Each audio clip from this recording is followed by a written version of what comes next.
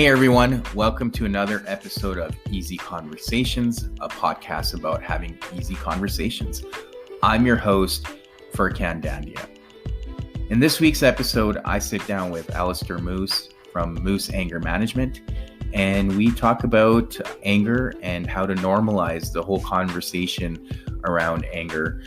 Alistair shares how over 26 years that he's been doing work in anger management, how he's seen a significant transition around the stigma of speaking about anger. We still have a long ways to go, as there is still a lot of issues for men being able to speak about their challenges with anger. And the same applies to women. And one of the key things we touch on is becoming aware of some of those patterns and working through them, and how to be mindful of them when they do arise. I hope you can get a lot out of this episode, and if at the end you could leave a review, I would truly appreciate it. Alistair, thanks for joining the podcast today. I appreciate you taking the time. Super grateful for you to come on here and share your story. But just to get started, I wanted to give you an opportunity to kind of talk about yourself, and then kind of where I found you was obviously on Instagram through your account there and the Anger Man program. So I wanted to tap into that a little bit and understand what Anger Man's all about. But just to kind of give you an opportunity to introduce yourself first. All right. Well, I've been running the Moes Anger Management for the last 26 years, and it's called Moes because my last name is pronounced Moes. It's Dutch, and it's not spelled that way, but we thought we'd just go for that. Yeah. And it's good to have a bit of humor in this field, in my humble opinion. And one of the things that inspired me in this direction is because I come from a family where nobody spoke about anything. I mean, really, some bad stuff happened and just nobody ever talked about it. Yeah. And in 1979, when I was 18, which makes me 59 right now, my mom very suddenly died. And like literally walking down the street one moment, the next thing she's dead. And my dad did not have a funeral. She had a brain aneurysm, and he just didn't talk about it. I mean, literally, with me and my two brothers, just didn't talk about it. He took us to Hawaii for Christmas, but we didn't talk about it there either. And so I come from this family where nobody ever talks about stuff, and I just knew all the way along, like, there's something really deeply wrong with this, but I didn't understand it. And I spent about 10 years bartending and managing bars, which helped me avoid talking about it all. But somehow I got a degree in psychology through all that, and got into the field. And in '95 started running these groups, almost by accident. But I found that the people who came to the groups enjoyed it, and so did I. And the more I studied on stuff around anger management, the more I realized, wow, my role models, my parents, did not have anger management dialed in completely. Like when I grew up in a household where everything was ignored. So if there was a big blow up one night, things are getting broken. The next morning, everybody just pretends like nothing happened. Yeah. Which, as a kid, I'm like, cool, right? What do I know? I just want to be a kid. But it kind of led me to follow that up as an adult, where if I did something completely irresponsible, I would expect that the next day, whoever my partner was would just like pretend like nothing happened, which is not what actually happened all the time. Mm-hmm. And then running these groups, I realized, wow, I've got a lot to learn. So I was up to that task, and so I've done a lot of training. I've worked with thousands of people over the years, and I continue to run lots of groups. We have people from all over the world come to see us. They're showing up on on Zoom. I have one guy in my current group who's in Saudi Arabia, not Saudi Arabia, but somewhere in the Middle East, and I talked to a guy yesterday in Bermuda, and so we're working with all sorts of people. There's 8 of us, and my partner Alejandra runs women's groups, which have become increasingly popular. Like, I think it's becoming more okay for women to talk about their anger. So men, most of us, me, as an example, grew up learning that we're not supposed to talk about the emotions at all. And except maybe we can display anger or aggression. Right. That's Yes. kind of manly. But we're not going to talk about our shame or pain or fear or anxiety. We're just going to talk about anger or, being Right. competitive or something like that. Whereas women grow up, more often with generalizing that they're allowed to talk about the wide range of emotions, except for anger. Right? Women, historically have not been encouraged to show anger. Right. In fact, history is that if you describe an angry man, people think, wow, he's perhaps even powerful or passionate might be used, right? Whereas if a woman is showing a lot of anger, passionate is not a word that people use in general. Right. Crazy, unhinged, things like that. And of course, women and men both feel all the same emotions. And so women are becoming more comfortable talking about anger, and it's important. Just as men, I think over the years are becoming more comfortable talking about the whole range of emotions. Right. And yeah, we've got a whole team of people. We see people all over the world, as I said, and there's always more training to do. Even this later this month, I'm doing some training called somatic experiencing, which is based on the work of Peter Levine, who is kind of like the godfather of trauma work. He started working with trauma in the 60s. So this is like the third sort of batch of training on that one. And anyway, I can go on and on about this, but that's sort of in a nutshell where I come from, and some of the fact that nobody spoke about anything in my family growing up led me to end up having a career where we talk about all sorts of stuff and acknowledge, I acknowledge the historic trauma in my family, which I know is like, my family is pretty normal. The guys that show up in our groups, just a normal, well, most of them, just a normal looking bunch of guys from every walk of life, every background, rich, poor, doesn't matter what you're, where you come from. Anger is in all of us. Right. And it isn't a bad thing. It's just an emotion like any other emotion, right? If somebody comes in and says, oh, I never get angry, my thoughts are, I'm sorry. That must be stuck, because people are probably walking all over you. Anger is sometimes called the guardian of our boundaries.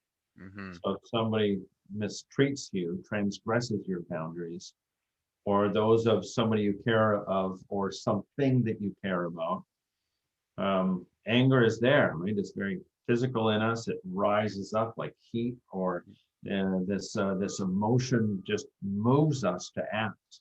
It's like there's this life energy in anger. And if we're wise and deliberate with our response, thoughtful, heart connected, then we can respond with dignity, assertively, and speak up well. Of course, what brings people our way is that they did not pause, they did not take the time to really think through how to respond. And especially in this time of the pandemic, everybody's already kind of elevated, and extra stress on top of that means people are more likely to react. For sure. So Yeah, yeah, yeah. No, and that's great that I think there's many, many points you touched on, and I definitely have a lot of questions for you. But one of the things you mentioned was it's okay for men to display anger and not for women. So there's a shaming of women displaying anger, and then there's the shaming around men expressing emotions, right? And I think what you touched on also was there's nothing wrong with being angry. It's how it's expressed or how it comes out. And I think it can actually be a really vulnerable emotion. hmm and I think part of the work you guys do is helping people regulate that emotion and how they're expressing it, right? Sure, yeah. You've noticed from when you first started working with men in group counseling and what you see now, like, almost 30 years later. Yeah, like, do you mind? Don't remind me. Yeah. Yeah, so I just want to get your thoughts on that, because I think it's important to note how far we've come, over the years. Sure. Well, definitely men have changed. I've seen lots of, when I asked groups in the 90s if they had practiced meditation, or if they had done breathing exercises, I might have a room with 15 guys in it, and maybe one guy would put his hand up. And so it's rare now if less than half of the room put their hand up. And there's usually at least one or two guys in there with a regular meditation practice, not always. And it depends a bit where the group takes place. When we were doing in-person groups, more meditators would be in the downtown core of Vancouver compared to if I was looking at a group in one of the suburbs. And a couple other things come to mind. One is that when I would ask men, one of the things that I noticed was that when men answer questions about communication, and I would ask, guys, what does good communication look like? What are all the things involved in communication? And guys would, in the 90s, they would just talk about how to get this point across. But somewhere around the year 2000, a change happened, and guys started to say, listening was part of communication. And so since that time, usually if I ask that question with a group, at least a couple of the first 5 answers include things like active listening, or that it's a dialogue rather than trying to get your point across. And last night I was running a group, and so many of the men make goals that are, I'm going to stop telling people what to do, and I'm just going to listen. Mm-hmm. Specifically their partner, but other people as well, but their partner, giving that person the experience of being really heard, seen, and that their words are valued, rather than interrupting, talking over, finishing sentences, just hearing the first few words and coming up with your answer and just waiting to get it in, actually really hearing the other person and then coming up with a response, or even asking if they want, the person's advice, or do they just want to listen, which can be pretty powerful. Sometimes people just want to be heard.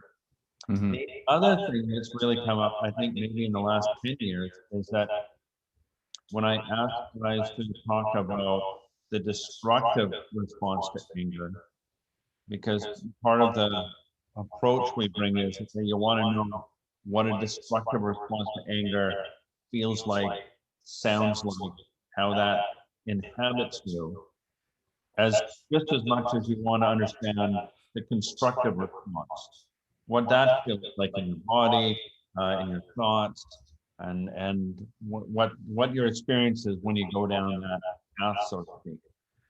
And the guys much more often these days talk about the destructive path, including fear, anxiety, sometimes shame, and those things never used to come up. So my experience is it's more vulnerability. And I regularly have people join me, um, as far as I'm training somebody to work with our company, um, or sometimes as sometimes somebody has a practicum with us, they'll sit in with me, and often it's women or um, so somewhere other than just male on that gender spectrum. And often people are surprised at how vulnerable the men are, how sincere they come across as what they're trying to do with their relationship, and how vulnerable they are looking at their own stuff and sharing with the group. And so we'll spend half of every group just guys what each other is working on and what's having a positive impact, and what's not working as well. Mm-hmm. So those things are changing, and I think continue to change. And all those historic messages we got growing up about what it means to be a man is still there. Yeah. Just, to be clear, that stuff is still there.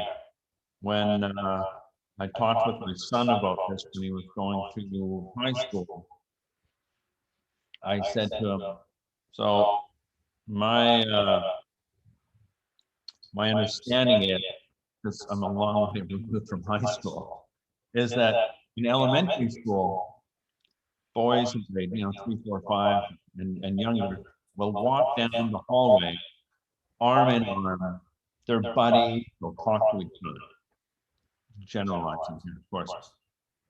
But when they get to high school, they're not going to put their arms around each other unless they're wrestling or playing football or something aggressive.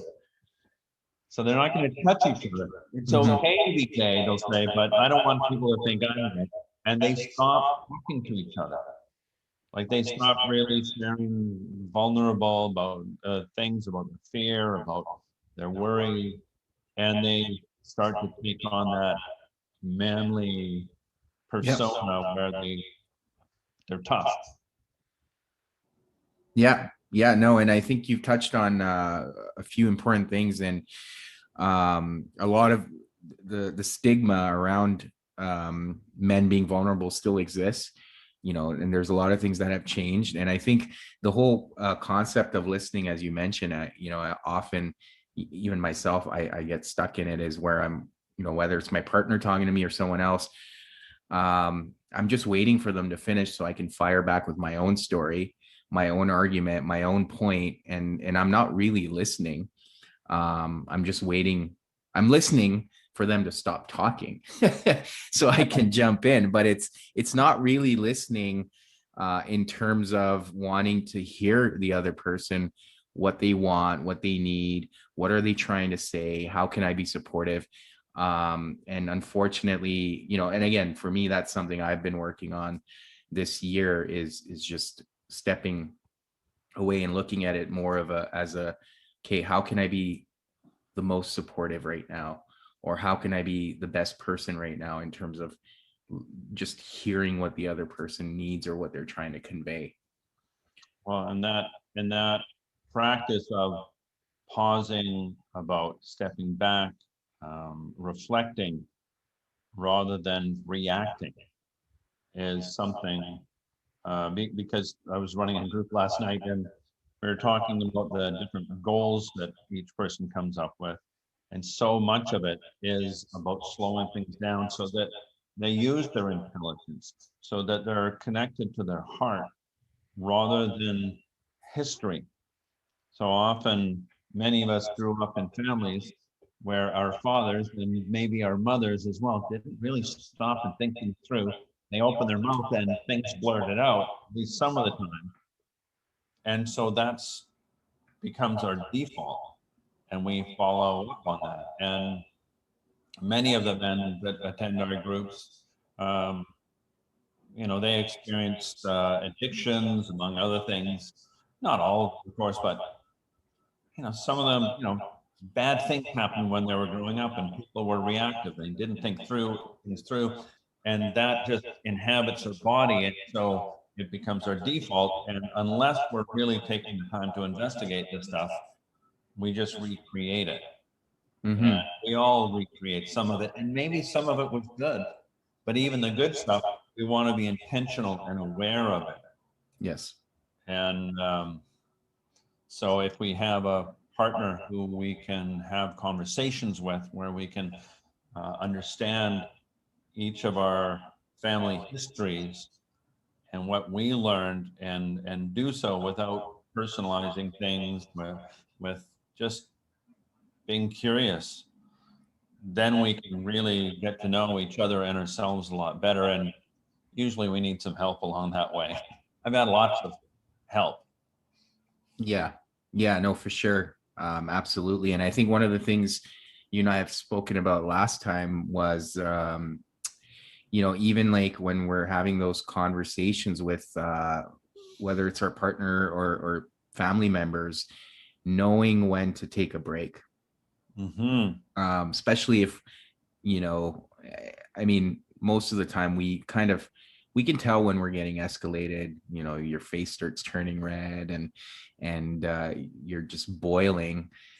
And those are the moments where we need to practice that, kind of taking that pause, and whether it's stepping away, and coming back, or it's expressing that I'm flooded right now and I need to take a break here.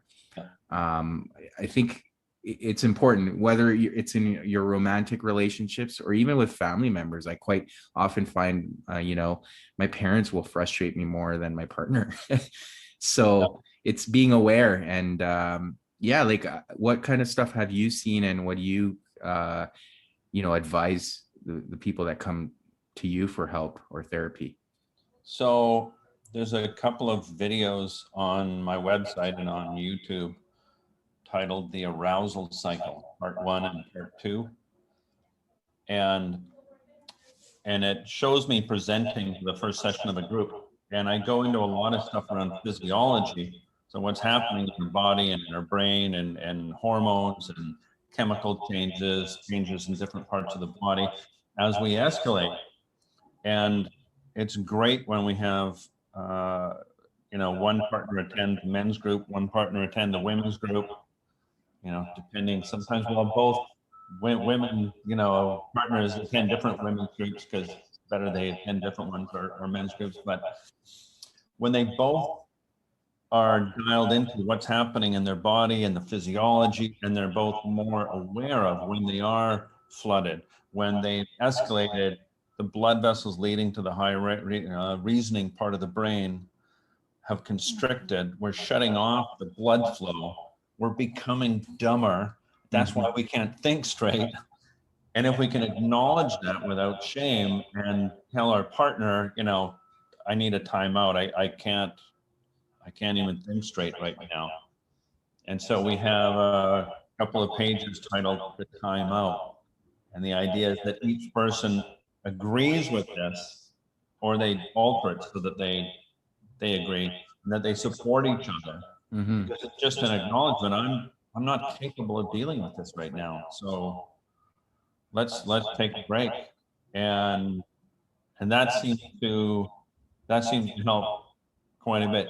And what's going to be successful for one person isn't necessarily going to be successful for another. So you never really know what's going to work. So I had a guy, and I know he'd be fine with me sharing the example. He said, so he says, so this last week, and we were talking about vulnerability. The check-in was, what's the most vulnerable thing you've done in the last 6 weeks? The last check-in of the group. And he says, so I had this conversation with my wife, and she just poured her guts out to me. And I just did everything I could to listen. I didn't want to interrupt her. I didn't want to add in my 2 bits. I just wanted to be there for her. And so I did the breathing exercises. Now that helped keep me more grounded. And I did some other stuff just so that I could stay really present. And I said, well, what was the other stuff you did? And he smiles and he says, well, I'm a Simpsons fan. And I don't know if you're a Simpsons fan, he says, but there's this image of Homer where he's got this monkey, showing what's going on in his brain. There's this monkey dancing around with like little symbols on his fingers. And that's what I was thinking of so that I could stay present. And everybody cracked up, of course, in the group. But like he could feel himself escalating, and that helped him just bring it back down. Yeah. And then he could be there for her. Yeah. So you never know what's actually going to work, but people need to try something different. And it took him, I'm sure, a lot of courage and effort just to stay there. But, it was because he loves her and he wants this relationship to work. And, that monkey dancing around in his brain helped. Yeah, I mean, that's one way of kind of de-escalating is finding humor in your head, right? Yeah. I think on the arousal thing, I do find it quite fascinating because it is almost addictive, right? Oh, because yeah. when you've got that cortisol coming, you almost start craving that high that you feel when you're aroused. But I think the adrenaline really kicks in, and we feel more powerful. And sometimes it helps people feel like they have clarity because everything becomes all or nothing. So we don't have all that gray area, and all of a sudden we feel stronger, more powerful, and this can be, addicting. Yeah, and I think most people are almost deceived by that feeling because they feel they're in control, and when in fact it's quite the opposite. You're not in control. You're almost out of control because of how you're reacting when you're aroused, or you're making impulsive decisions, and obviously, like, that's not something you want to do. Maybe for some things it may work, but not when you're dealing with or in conversation in your relationships. It's probably not the best state to be in. But yeah. Well, and so the more we escalate, the more our emotional maturity level drops, typically, generalizing. But if we get really, peaked, we're really escalated, we're really wound up. If I'm talking with somebody about that sort of situation, sometimes they'll say, well, in that moment, what would you say your emotional maturity level was in years of age? How old was that? And if they're really honest, they'll say, well, 2, 3, 5, 8. It doesn't really matter. All we know is it's like this young part of us is running the show in that moment. And there's nothing wrong with having access to this younger part of us. If you have kids, or even if you don't have kids, if you're just being silly or having fun, or you're being creative or what have you, having access to this can be super helpful. But in those moments, it's like the adult is still present. Where when we're really losing it, it's like the adult left the building, leaving this little kid in charge, and that little kid is emotionally ill-equipped to deal with the complexities of our adult life. And so he acts like a big baby, which is, so sometimes my wife will say, so what age are you right now? None of your business. 4 or 5. But usually that's just, we're just having fun when we're doing that. Usually.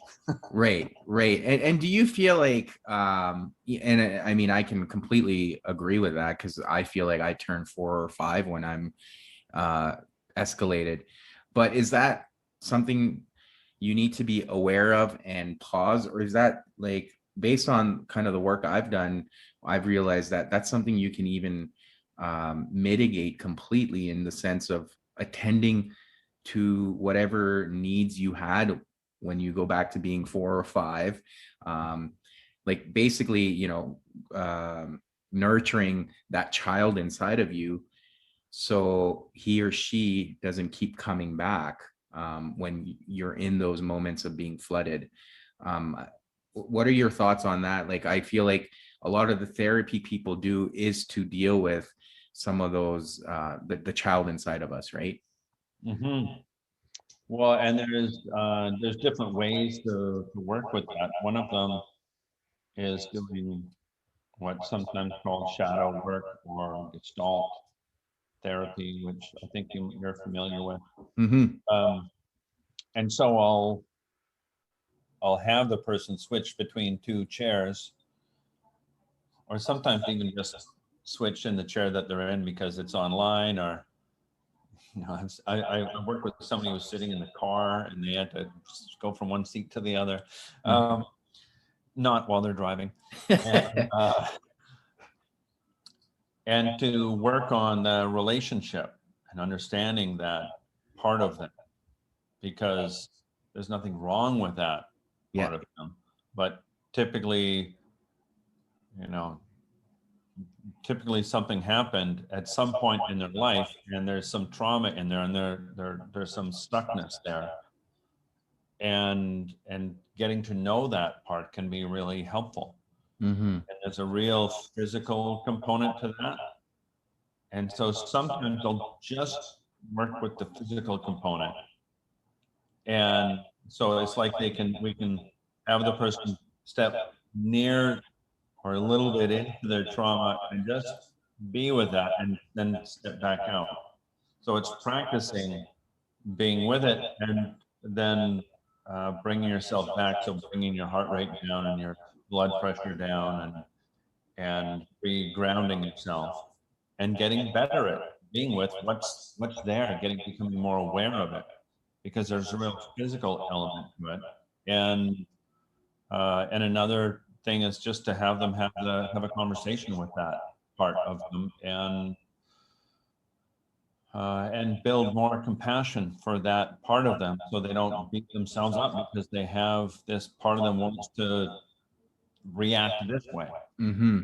There's Mm-hmm. nothing wrong with the fact that they react. Part of them wants to react, but it's like, let's get to know this. Let's get to know the history of it, and figure out what they probably needed at the time where that first occurred, whatever that learning was. Like when I was 4 years old, we were living in South America, in Santiago in Chile.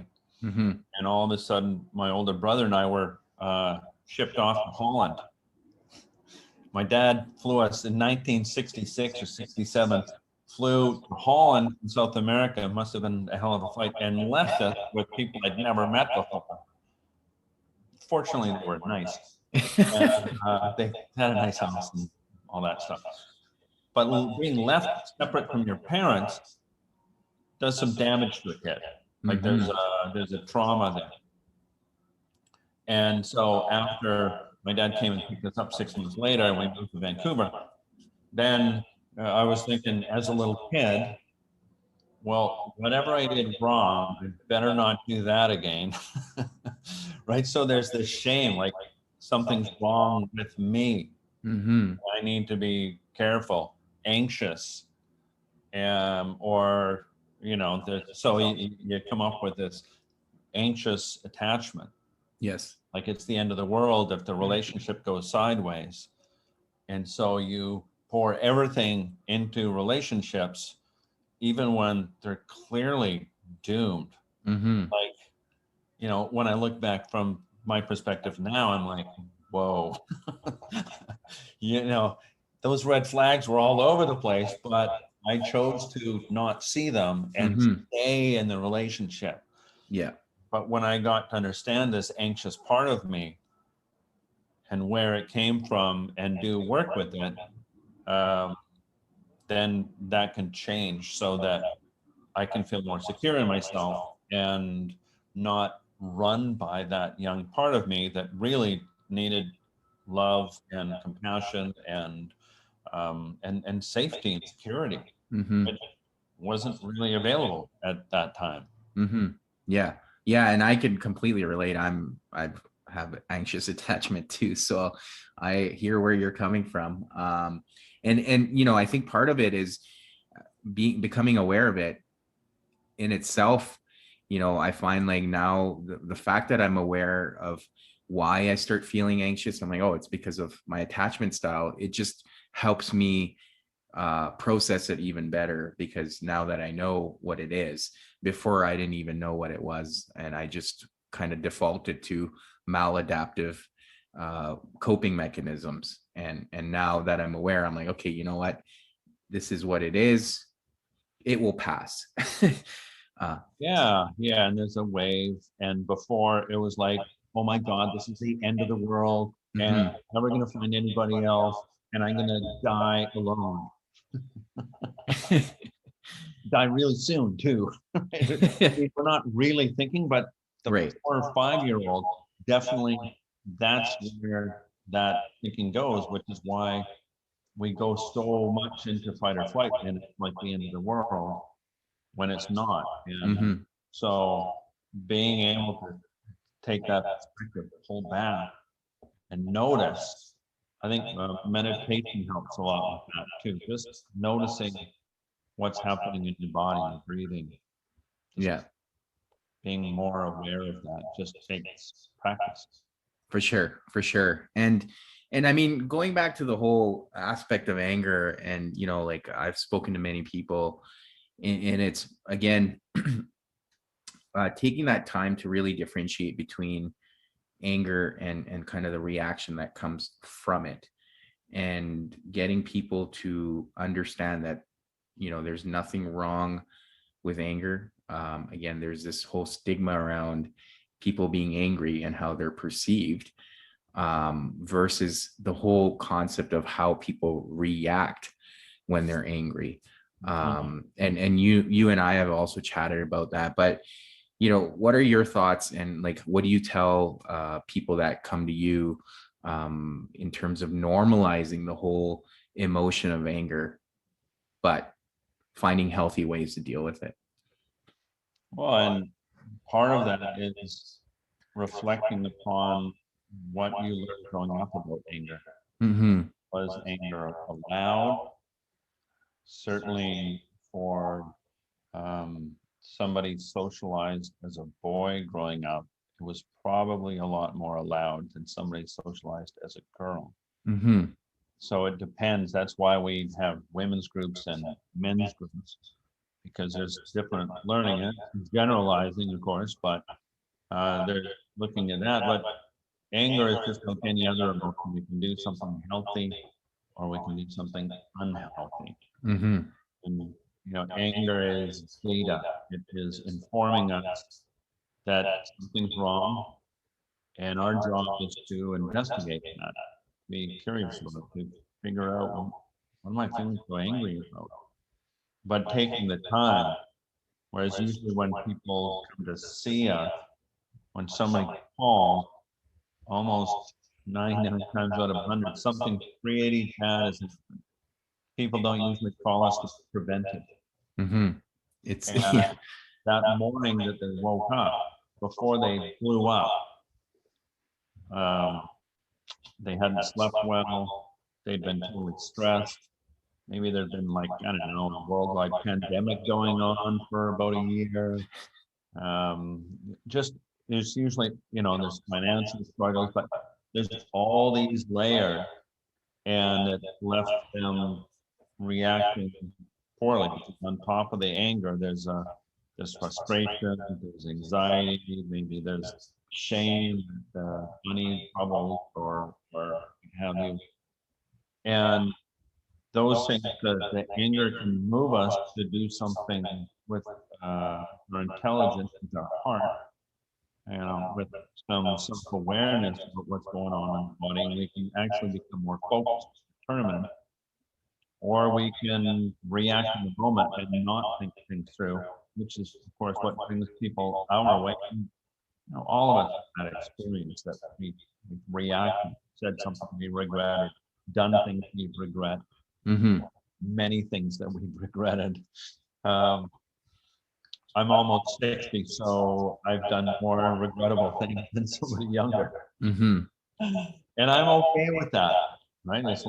It's part of life. And do we learn from those things? Do we face them and grow from them? Mm-hmm. Because that's what we need to do with the anger, is face it and own it, and really put the time and effort into just knowing it's yours, right? My job is to own my own anger and make sure that I can express it clearly and directly at the right time with the right person. Because for me growing up, I didn't learn any of that. I learned you suppress it all and then you totally blow up at random moments, or you become manipulative and blame and shame somebody, or what have you. Mm-hmm. Yeah. Yeah. No, that's I got some good stuff too, but I got a lot of not so good stuff. no, and I think that's important. I think the things you touched on, especially around learning from those experiences, because otherwise there's no, I mean, at any point when you do have certain opportunities for growth, you want to be able to learn from the experiences where you probably weren't your best. And if you're not learning from those, then it's almost, I would consider it was for nothing, right? You didn't really take that opportunity to learn and do something different next time. Well, and we are creatures of habit. Yes. So the most likely thing is that we make the same mistake over and over and over again. And so when I hear a guy last night talking in a group saying, I'm meditating every day and I'm really practicing this because I've done this before where I've meditated and things have gone well. And then some period of months has gone by and then I'm like, cool, I've got this totally figured out. That's the next step. And he says, now I want to make sure that I just make this part of my life permanently, because I know the most likely future is our past. Unless we really implement serious long-term change and keep on investing, putting that time and energy into personal growth, into being aware, of being intentional with those that we care about, and ourselves, and how we respond anywhere in the world. That's not easy stuff, but it's a worthwhile investment. Yeah. Yeah, no, for sure. Alistair, I want to thank you again for doing this. I know it took us a couple of tries, but again, appreciate you taking the time and super grateful. I guess for my listeners who want to get a hold of you or find you on whether it's social media or online, what are some of the best ways to get a hold of you? Moes Anger Management is Instagram, and angerman.online or angerman.ca will get you to my website, and there's all sorts of videos and podcasts and stuff like that there, and which is where this one will be as well. And the old-fashioned 604-723-5134, the phone number. But all that information's on the website, and we're on Facebook, Moes Anger Management. So we're all over the place. And 26 years of running this, and it's good to see more and more change. And I think more and more men are talking about these things. So I really kudos to you and appreciation for talking about this. The world needs more men talking about this, and women too. There's more and more women attending our women's groups. Mm-hmm. It's women's get different messages, and I think it's just we need to become more sophisticated in our connection with all the emotions. Yeah, no, absolutely. Thank you for that. And I guess if people are interested, you're also, I'm assuming, offering online group sessions right now, considering everything going on as well, right? So Yeah, we have people all across Canada. Last night there was a guy in Florida. Yesterday I saw a guy in Bermuda, a guy in Saudi Arabia, and the group actually last night too, I think. So there's people all over the planet. A little harder in Saudi Arabia. It's 5:30 in the morning rather than 6:30 in the evening. mm-hmm. So, but he is dedicated. So yeah, people are welcome, and we have a team of counselors that work with people individually as well, men and women, etc. No, that's really cool. Again, thank you. And I'm sure we'll be in touch. I would like that, and Yeah. maybe we'll have a follow-up somewhere down the road here. Well, that's the end of the episode. Thank you again for tuning in and showing your support. Until next week.